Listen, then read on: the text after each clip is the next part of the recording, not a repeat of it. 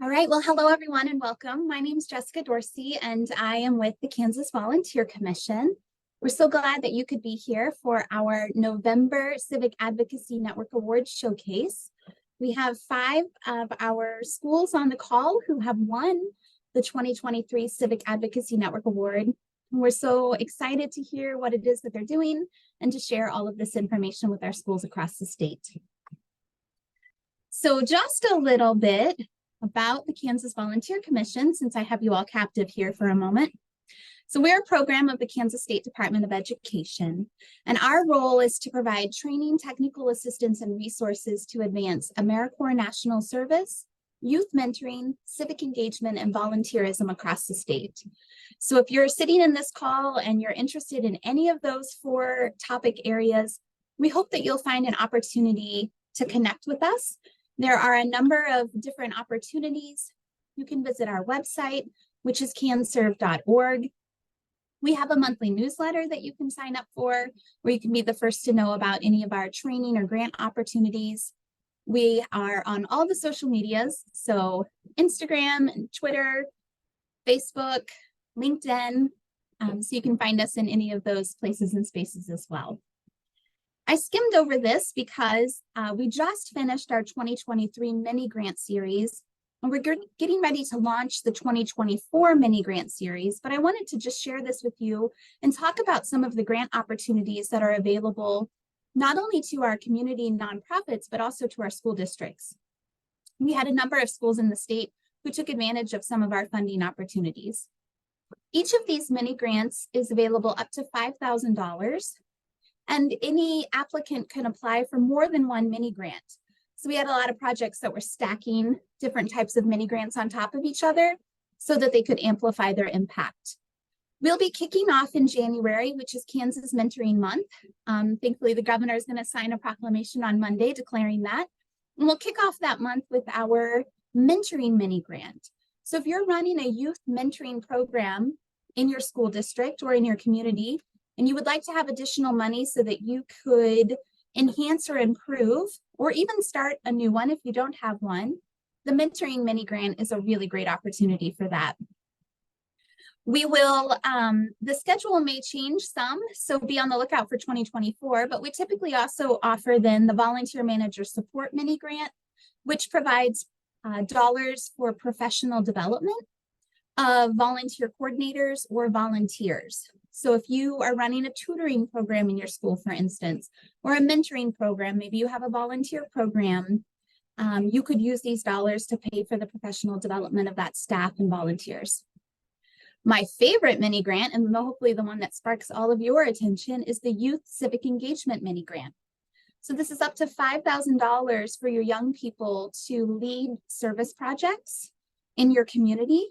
And these service projects could be around a variety of topical areas. We do ask that they are either youth-led or youth-inspired civic engagement projects.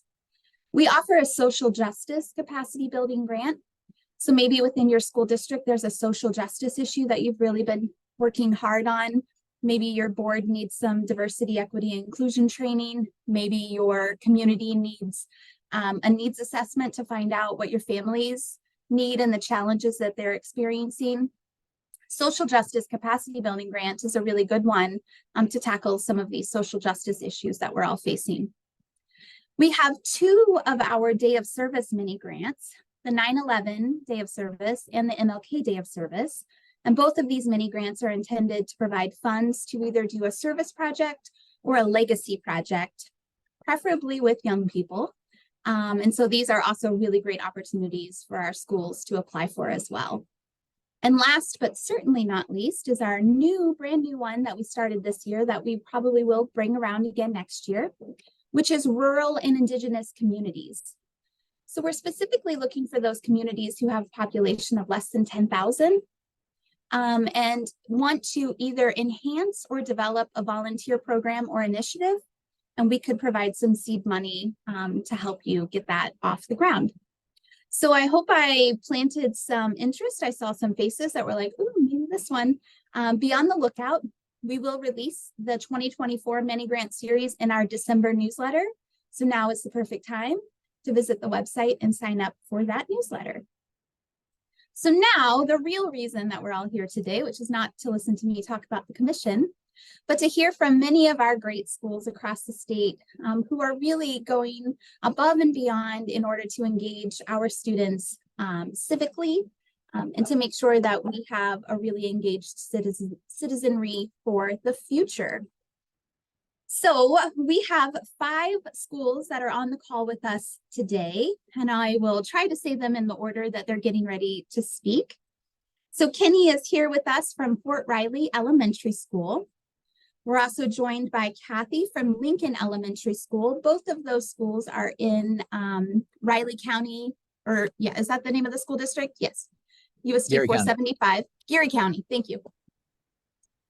And then our 3rd elementary school on the call today is with Nancy, and she's from Heatherstone Elementary School, which is in Olathe. We also have Bridget, who's on the call today with Grinnell Middle School. And I'm sorry, I didn't write down the name of your district. Is it also Grinnell? I don't think so, though. Yeah, Grinnell Public Schools. Grinnell, okay, excellent. And last but certainly not least, Jennifer is on the call from Junction City High School, which is also part of Geary County. So thank you all so much for being here today. We'll go ahead and turn it over to Kenny. All right, well, thank you for letting me go first. With Kathy and Gigi on the call, I want to make sure Oh, I'm so sorry, Kenny. I meant to mute myself and I just muted you. All right, we good? Try this again. Okay. All right, well, again, I appreciate you guys letting me go first. I'll tell you kind of what we're doing out here at Fort Riley Elementary, and then Kathy and Gigi can tell you all the great things going on around our school district. And so we are unique in our district, just so everyone's tracking. We have some schools on Fort Riley, and then we have some schools in town, Junction City, Kansas. And so while all of our elementaries feed into a middle school on Fort Riley here, the Fort Riley Middle School does feed into the high school. And so you'll probably hear from Gigi about a lot of the connections they have there as well. A couple things I'll talk about first, and I really want to highlight some of our Fort Riley connections that we have. Some of the things that we've done here at Fort Riley Elementary to keep students engaged is we do a lot of election type things. So regardless if it's a presidential election year, we still do STUCO elections. So we have kept that in place. We have students that submit their applications and they run for different positions in our student council body, and then they have to do speeches and different things like that. Those are presented. And then we have all of our students end up voting on that. So they get to go through that voting process. And there's lessons that go along with that as well about the voting process, what that looks like, and how everyone's vote does count. And you know, the winner at the end is the person with the most votes. It does, especially at the elementary level, create a few tiers when people don't get selected for a certain position. But it is a fun process to go through, and it really teaches our young kids about that process. You know, I spend most of my time, just because we are a little unique in our district with being right here on Fort Riley, talking about some of the things that we do to connect with our Fort Riley people. It does propose a bit of a challenge because of the transient population that we have. So even in the leadership positions here on Fort Riley, oftentimes we get points of contact for different things, and those people are only here for 1, 2, sometimes 3 years. And so sometimes we feel like we're chasing our tail, but we do have what's called a liaison between Fort Riley and our school district. And so she does a great job of getting us connected to the right people. And so a few things that we've done here on Fort Riley to make connections, we have a STEM night every year. It helps get our families in the building, and it helps promote what's going on, not only within our school, our district, but also here in Fort Riley. Some of the cool things that we have connected to that is we have the EOD unit, the Explosive Ordnance Disposal Unit. So basically the bomb people. The folks here on Fort Riley come out, they bring in the robots and different things and talk about what the robots do. The kids actually get a chance to put on the suits and different things and drive the robots around. Included in that as well, here on Fort Riley, we have a training support center. And so when our soldiers are training for deployment or just day-to-day operations, we have a very, very large indoor training facility. Think of it as just basically a big video game area. And so up there, it's really cool. They have different simulators, helicopters, tanks, Bradleys, all the cool stuff. And they've been very, very welcoming and working with us as well. They'll come down to our school, do presentations from the technology side, the science, math, all those types of things. Again, that night proves to be very, very popular. It's one of our more well-attended events here at Fort Riley Elementary. Also in that, we've had some other connections here on Fort Riley. Our fourth graders were doing a unit on map reading a while back, and so we reached out to the orienteering There's an orienteering course here on Fort Riley, and that's ran by some of the soldiers here on Fort Riley as well. We haven't had them come yet, but we are working on an opportunity for those soldiers to come into our school and talk to our students about map reading and different, map symbols and things like that, and then set up some kind of little hands-on activity that we can do with our students. And so those are really the big ones on Fort Riley that we were fortunate to have. All schools, even the ones in town, have supporting units. And so we are connected with a different unit on Fort Riley. Ours is the engineering battalion, and they do a variety of things as well. We've had them come in and read to students. We've had them come in as well. Just recently, we had a body venture at our school just last week, and they actually came in and were some of our volunteers to help set up, take down, as well as run some of our stations. And so again, that's really probably the biggest thing I wanted to highlight. We do several other things as well. I said Stuco, do some different community service things here on Fort Riley. Fort Riley still has a recycling program. And so through our student council, we actually have a recycling program here at our school. And so we talk to students about the importance of recycling and why we do it. And so they're collecting paper weekly, plastics as well. And we're very fortunate that the folks at the center actually come to our building and pick those items up for us, so we don't have to worry about transporting them. And so we definitely a piece of our school that we do and seems to work well. I guess the last thing I'll probably just bring up real quick is we have for our students to stay engaged around our building, we have what are called meaningful jobs. We call them buffalo jobs, since we are the buffaloes. That's our mascot. And for a variety of reasons, obviously they're the kids that get the job selected for them, that need that little extra connection with adults or other students, that positive interaction. But then also same thing, it's a very similar process to voting. They have to apply for the job, just like a real job. They have to apply for the job. They have to go through an interview process. While that process isn't real formal, but they do have to go through an interview and get notified of their job and go through a little bit of training. And so the importance of showing up on time to your job and doing your job to its fullest duties and being a responsible person in our school, that's another big piece of kind of what we do here at Fort Riley Elementary. And so I know there's several other things in our paperwork there, but those are the 3 or 4 things I really wanted to touch on and highlight. And I'm not sure how long that was, but that's all I was going to share. I don't know if anybody has any questions or things they want to discuss more.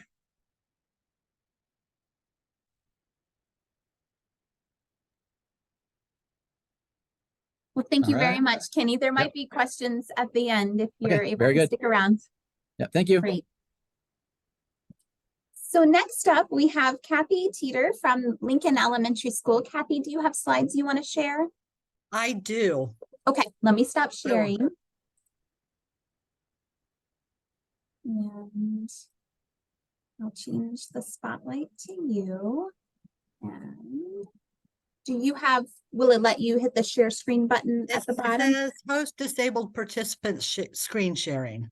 Well, that was fun of me.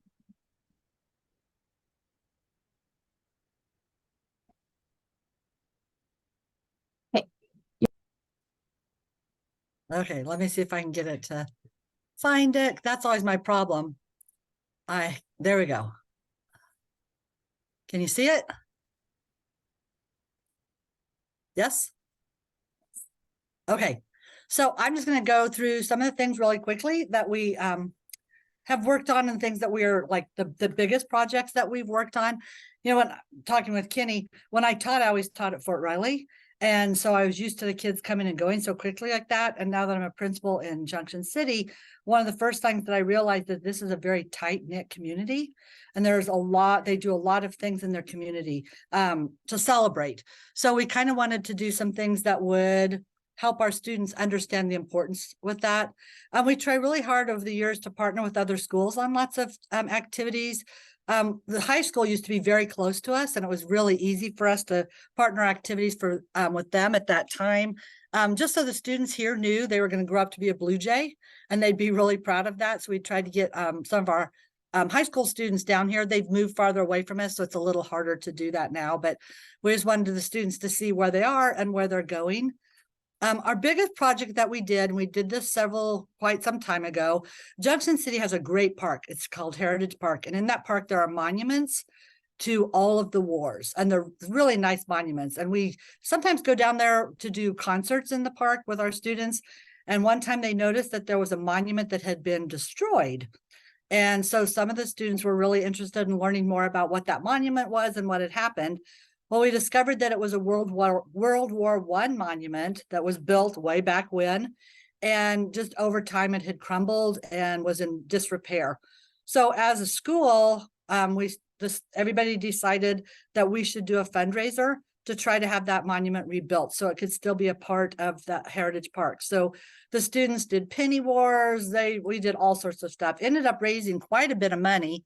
Students helped us get in touch with a couple of construction companies, told them what it was they were wanting to do. The companies were really good at working with us because it would be very costly.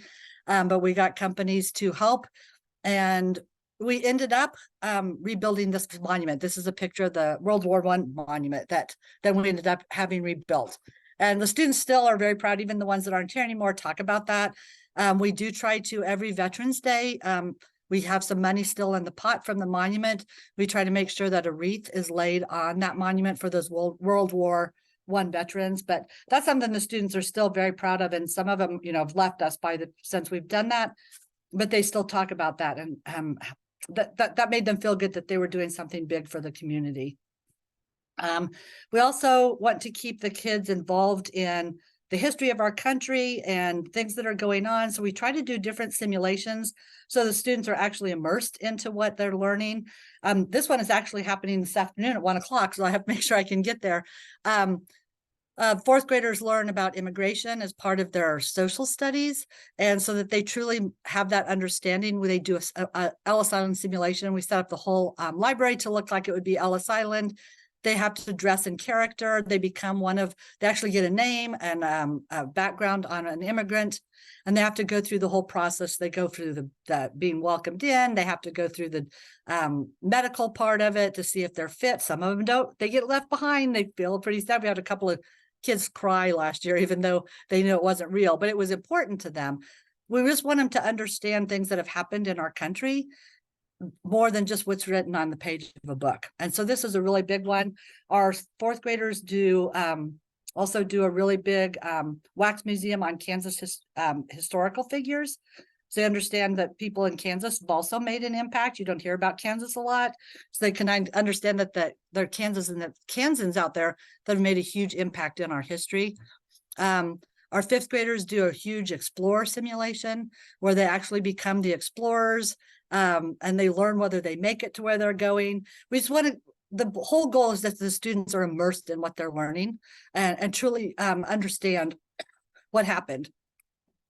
This is another part of, this is the next one. A big one, excuse me, is as we live so close to a military installation, we really want the students to understand what it means to be a veteran. So every year, our fifth graders, we find different veterans that live here around here.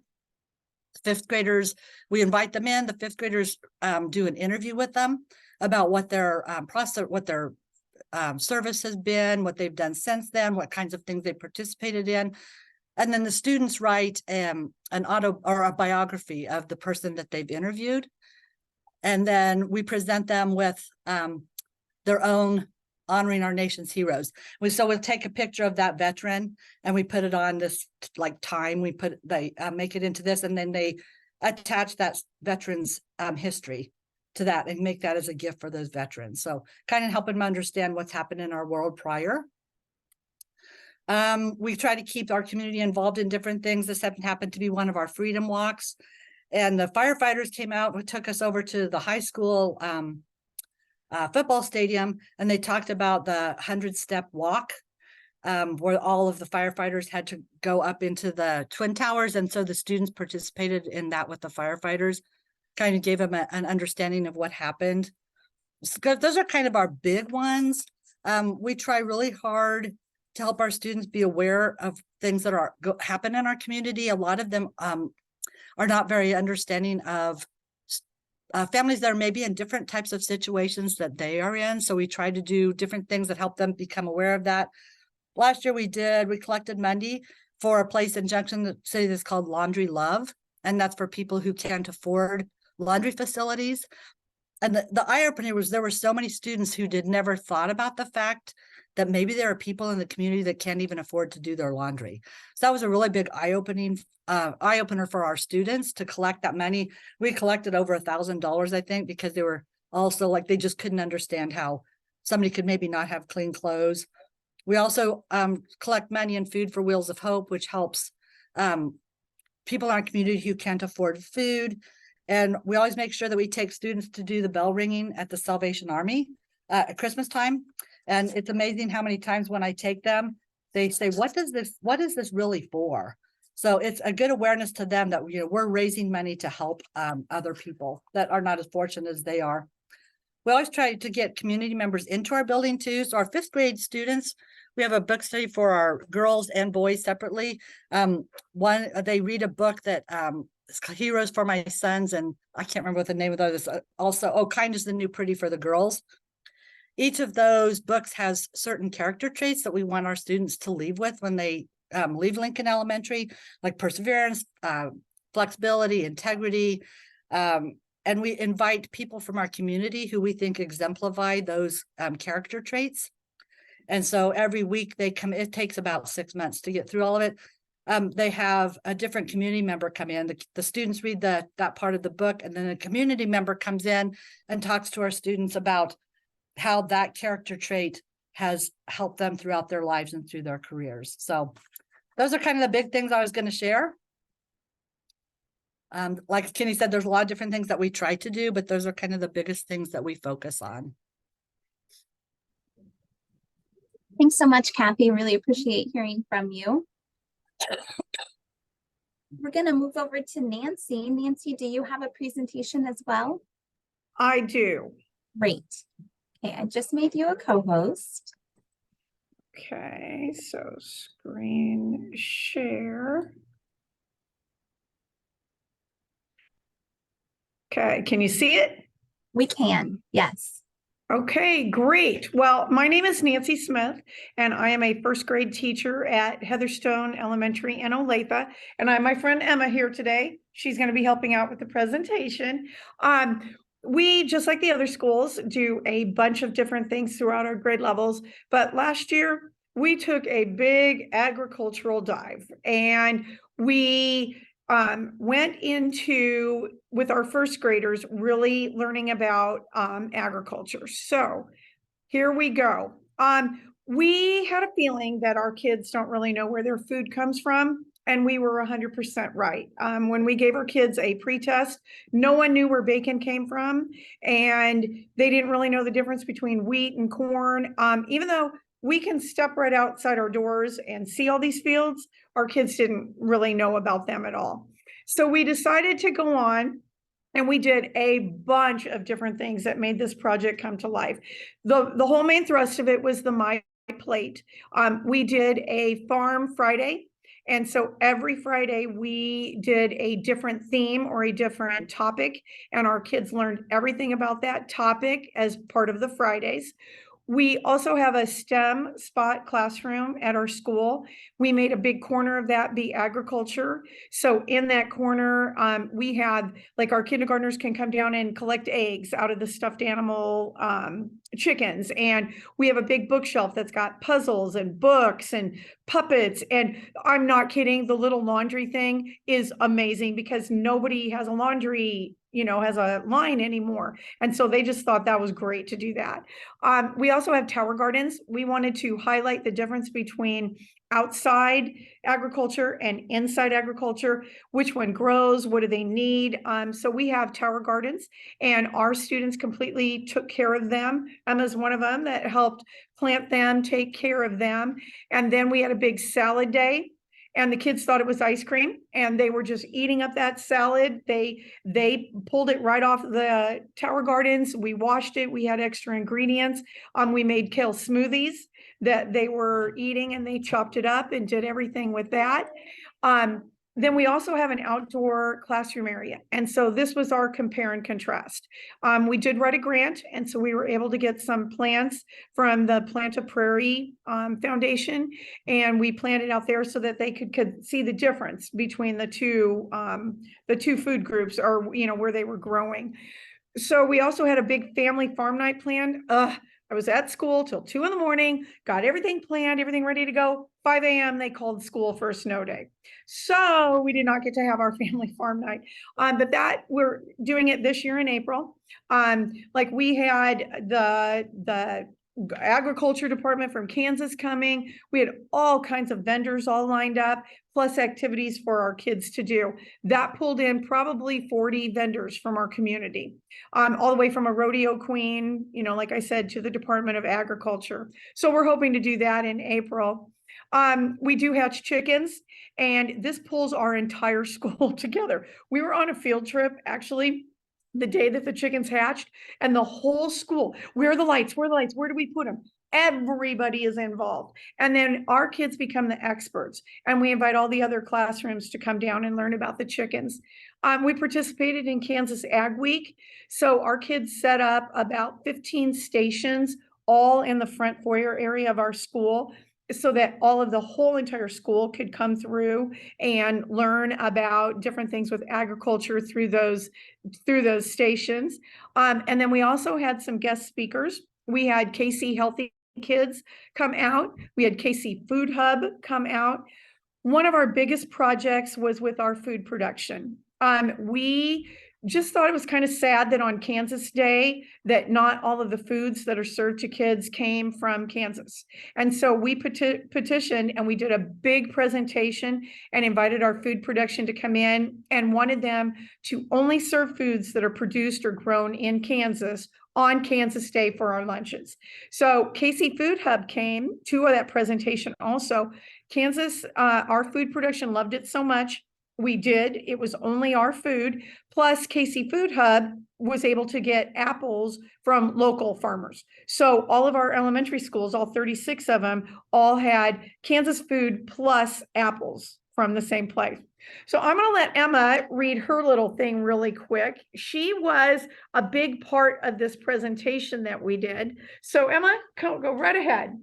I learned in agriculture how our food gets from our plate. I didn't know a lot about that, and all about corn. And some of our food comes from the ground and some of them comes from animals. I just thought they all came from the same place. And my three favorite things that we did was when we went to Topeka and when we spoke in front of a lot of people. And I loved when we did the play in front of the board. And I loved when we ate kale smoothies. I had thirds. Yeah, they did. He really eat the kale smoothies.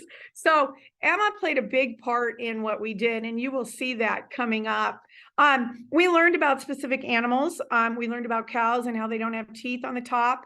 We did a lot of projects with that. We had Southwest dairy farmers come out with the cow for the whole entire school and did the milking process with them.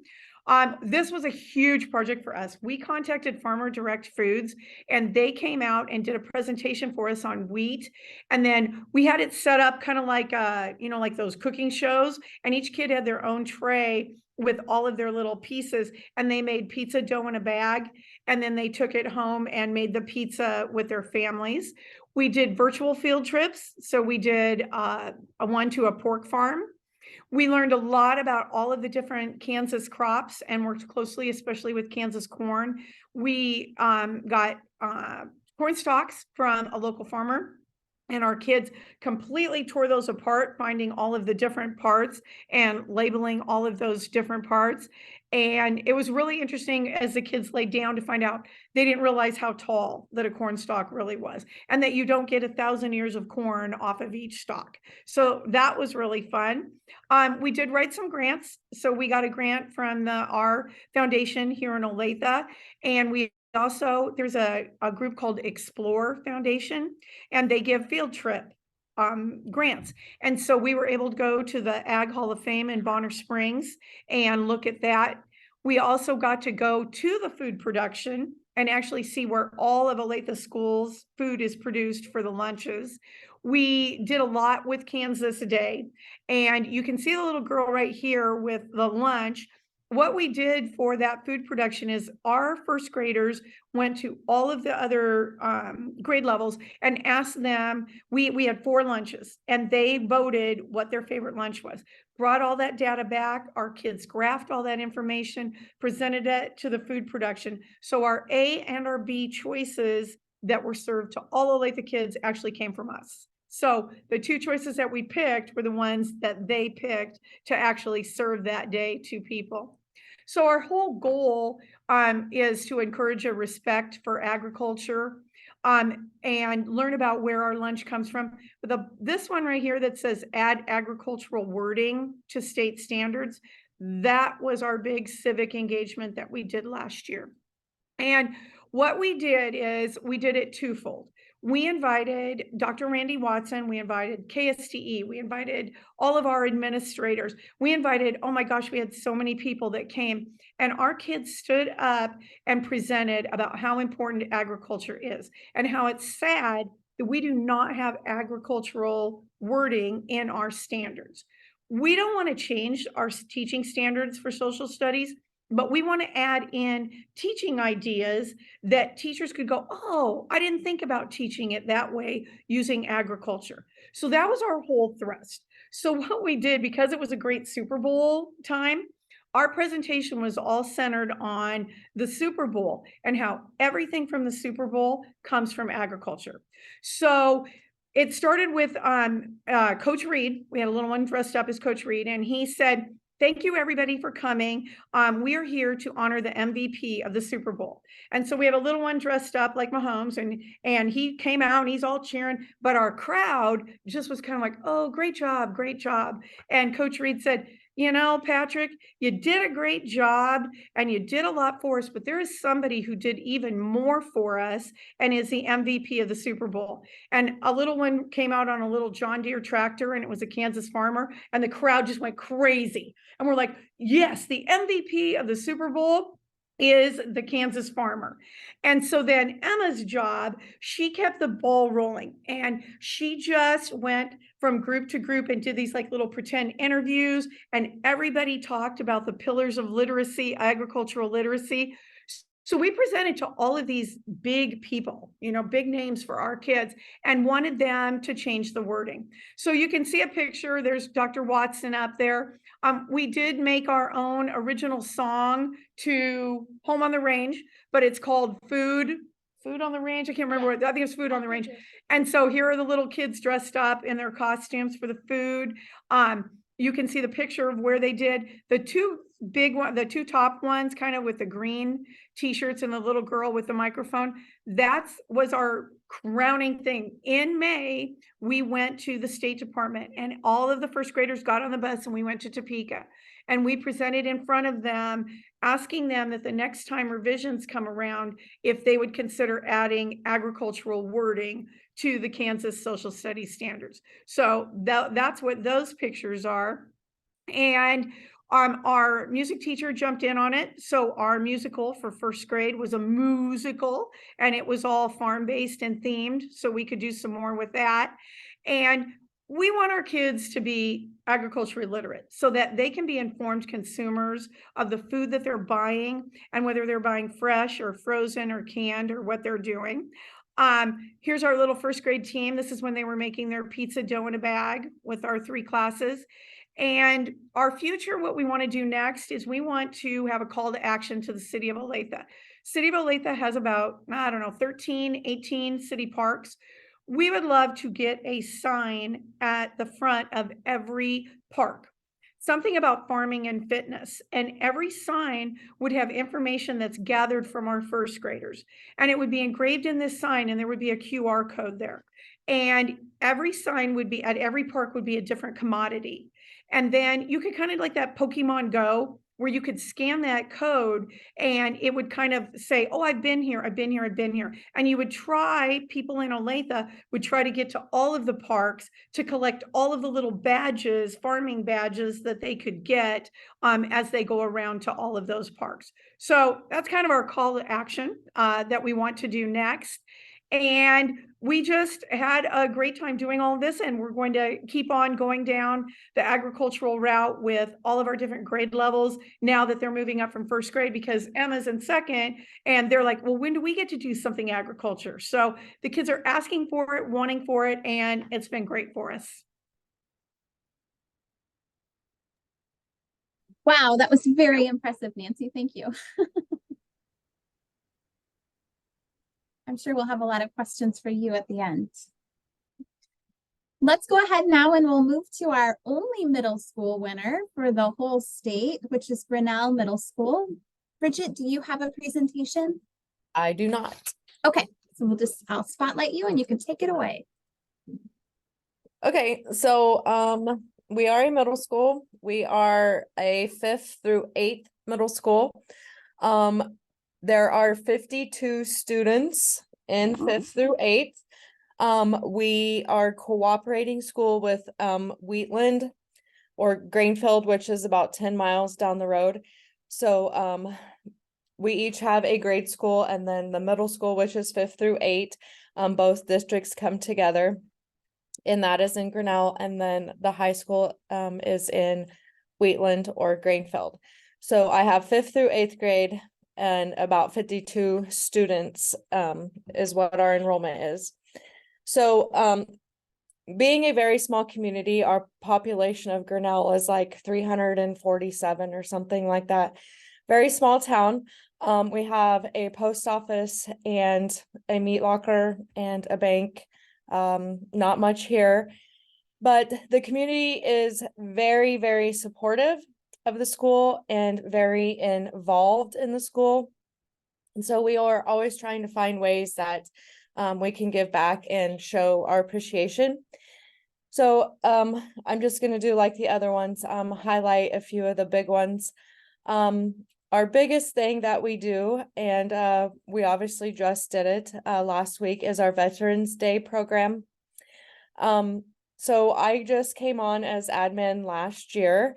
So this is only my second year, but this veterans program has been going on for several years now. So the students plan it, they make the decorations, they decorate our school, they do all of the setup, they do all of the tear down. Before our program, we serve donuts and coffee to the veterans, and so our kids are like out in front of the school and they're greeting the veterans as they come in, and they escort them to the table and they serve donuts and coffee to them. We go do the program, which is about an hour long, but our students, like our choir participates. Our SUCO president will lead the Pledge of Allegiance. We have another student come out and she read a poem this year. We also give out the Voice of Democracy awards at that. And so those winners will read their essays to the crowd and whatnot. We serve soup afterwards. The students serve the soup. The students did make the desserts this year, and we served about 100 people. And so in a small community like we have, 100 people we think is a great turnout. We get compliments on our program all the time. We have pets that come from surrounding areas, surrounding towns, and they say they wouldn't miss it for anything. So we take a lot of pride in our veterans program. That's probably our biggest thing we do each year.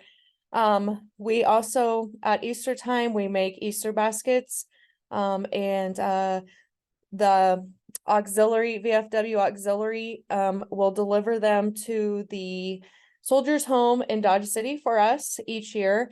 And then if we do have any leftover, we take them to the nursing homes in the area. So we make the baskets, and then the VFW auxiliary will fill them with candy. So it's kind of a joint thing there that we do.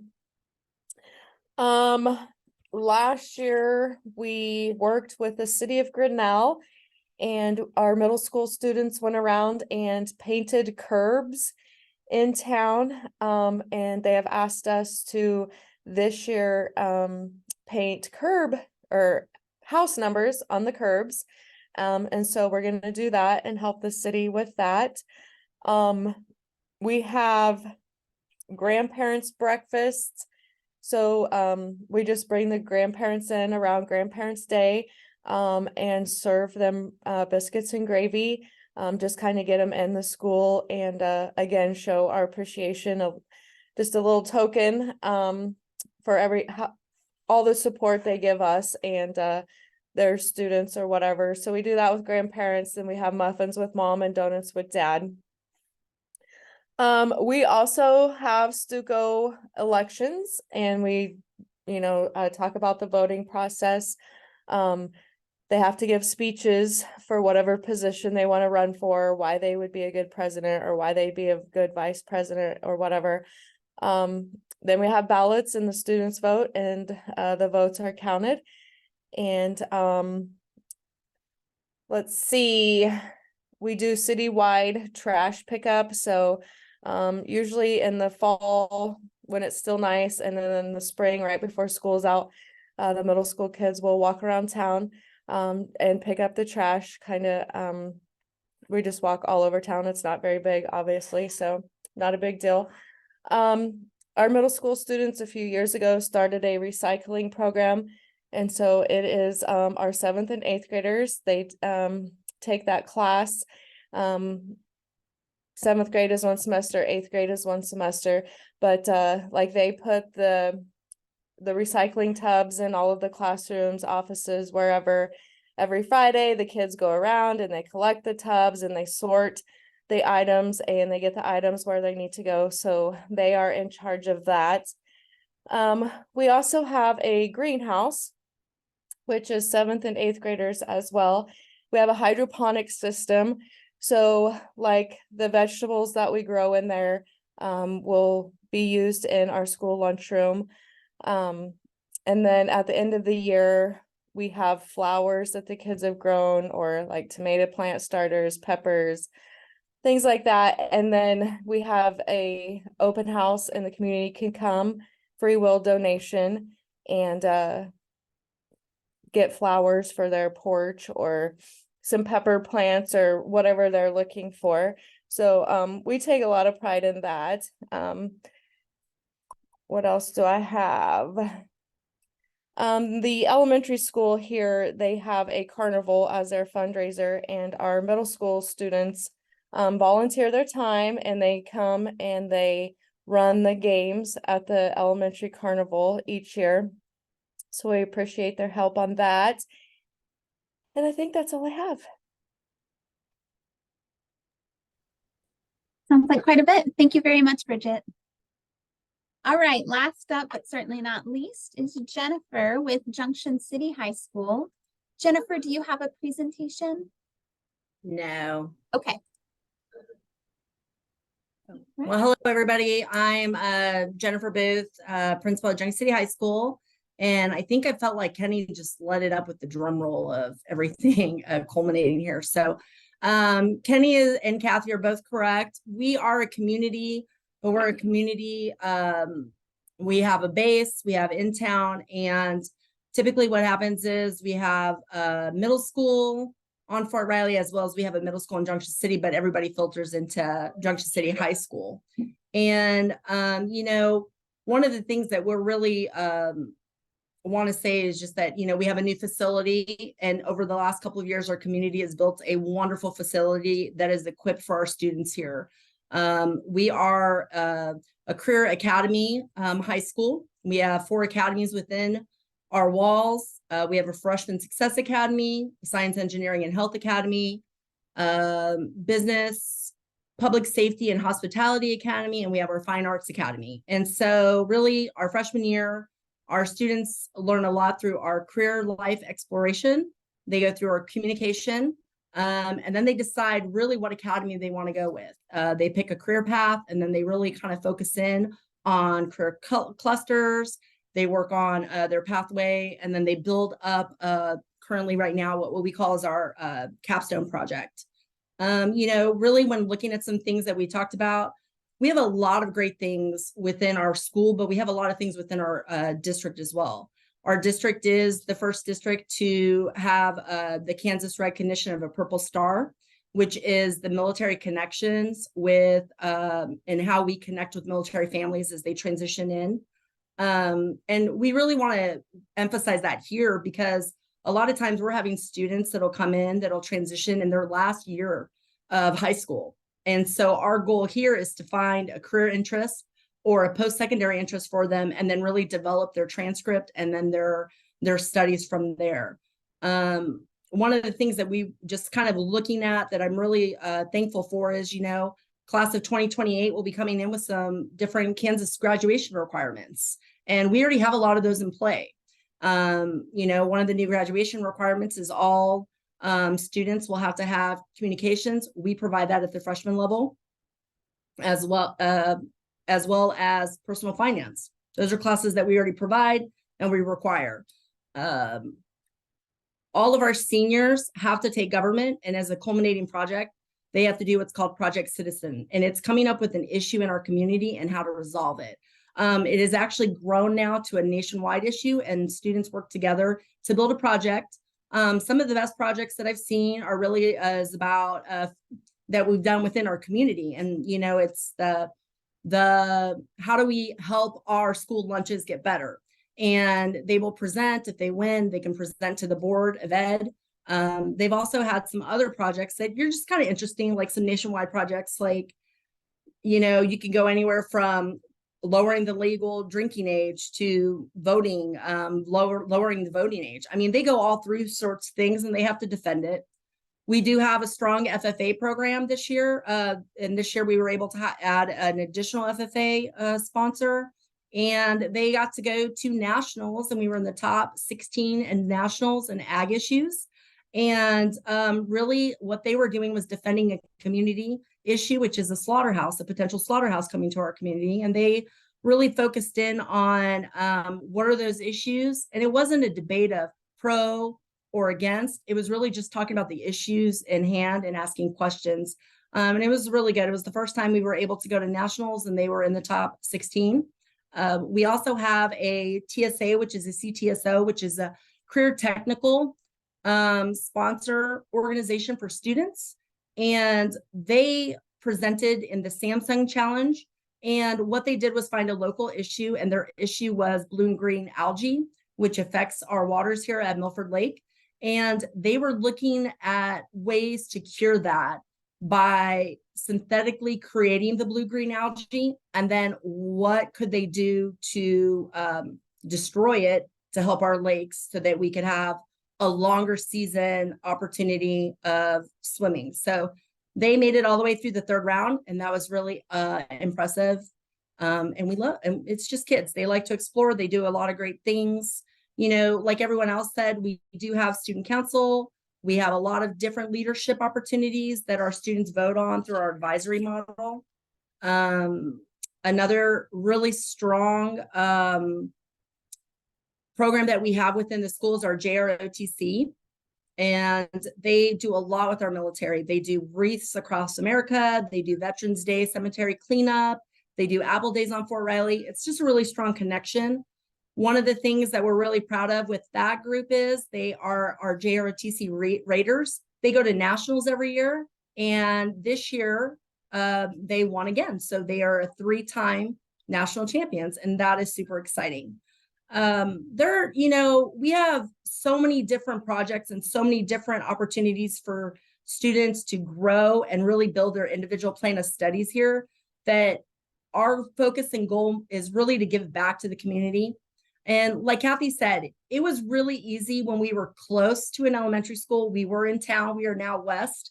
And so it's a little bit harder, but we try our best to get our kids into the elementary schools. But one of the things that we partnered with last year, and then we're going to continue to partner with, is our elementary fitness day. And we brought all of our third graders up here one day, and we had all the PE teachers in elementary run it, but we also had a lot of our students who are interns, and as well as student athletes that help that with field day. And it just gives the kids an opportunity to say, this is what I get to look forward to. I'm a Blue Jay, and it's just that common language, and we love that.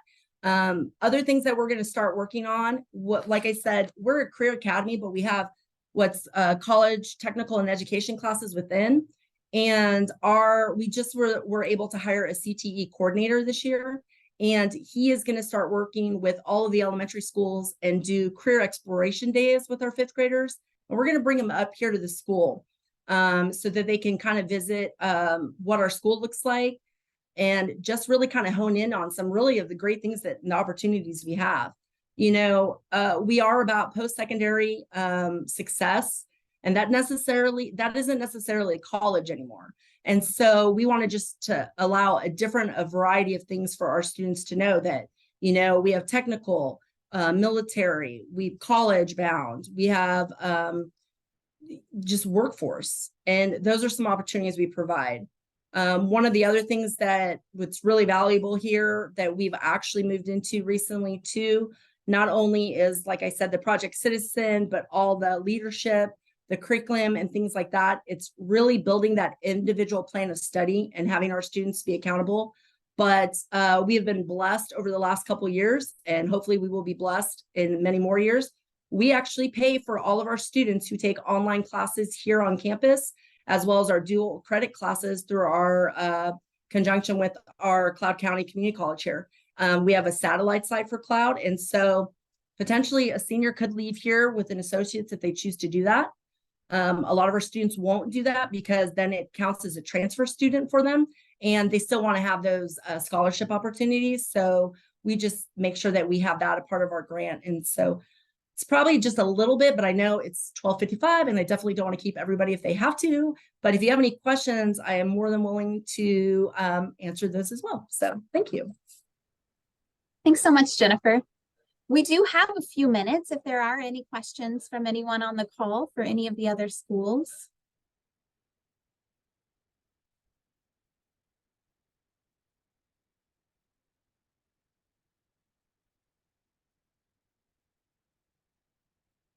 Okay. Well, don't be surprised if people reach out to you. My plan is now to share this webinar along with the September webinar, along with the application for the next Civic Advocacy Network Award in our KSDE Weekly here real soon. So you might have some individuals reaching out to learn more about what you're doing in your schools. So let me go ahead and I'm just going to toggle back over to this presentation for 1 second to share my contact information.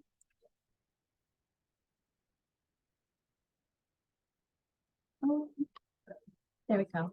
So if anyone is on the call and you want to follow up with any of the individuals here, you can always reach out to me and I can connect you. But otherwise, on behalf of the Kansas Volunteer Commission and the Kansas State Department of Education, let me just say thank you so much for all of the innovative and engaging ideas that you shared here today and the many ways that you're making sure that our students grow up to be civically engaged. So thank you all very much and have a happy holiday. Thanks, Thank you. everyone. Thank you.